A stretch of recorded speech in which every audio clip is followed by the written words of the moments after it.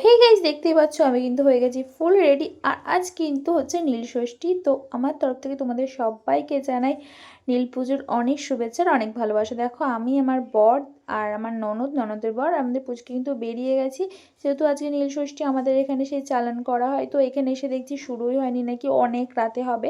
তো এখান থেকে চলে গেলাম আমরা ঘাটের ধারের দিকে। তো তার আগেই পরে আমাদের এখানে ষষ্ঠী জলে হনুমান মন্দির জামাইবাবুরা সবাই ঢুকলো, তো আমরাও ঢুকলাম।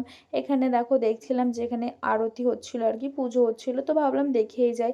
দেখতে পাচ্ছ এখানে আরতি হচ্ছে, পুজো আরতি পুজো পুরোটা দেখে আমরা কিন্তু ওখানেও গেছিলাম। দেখলাম ওখানে পুরো শেষ হয়ে গেছে, তাই ভাবলাম কি করব, তো আবার বাড়ি চলে যাবো, তাই ঘুরতে গেলাম। তাই আমরা কিন্তু চলে গেছিলাম দয়ালের চা খেতে। দেখতেই পাচ্ছ দারুণ হাওয়া দিচ্ছিল, একদম সব মিলিয়ে একদম দারুণ।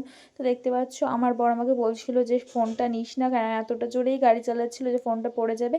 যাই হোক, দেখতে দেখতে আমরা কিন্তু চলে এসেছি দয়ালের চায়ের দোকানের সামনে। দেখতেই পাচ্ছ ওয়েদারটা ছিল দারুণ। তারপরে চাটা খেয়ে আমরা বাড়ি আসার পথে, যেটা রোজ দিন হয়ে থাকে, গেট পড়েছে, এ আর নতুন না। তো আমি বোর হচ্ছিলাম, তাই বলছিলাম যে যখনই আসি তখনই কিন্তু এই গেটটা পড়ে। তারপরে কিন্তু যেহেতু আমরা বেড়াতে যাচ্ছি, আমাদের হাতে আর একদিন বাকি, তাই আমরা ট্রলিটাও গুছিয়ে নিয়েছিলাম।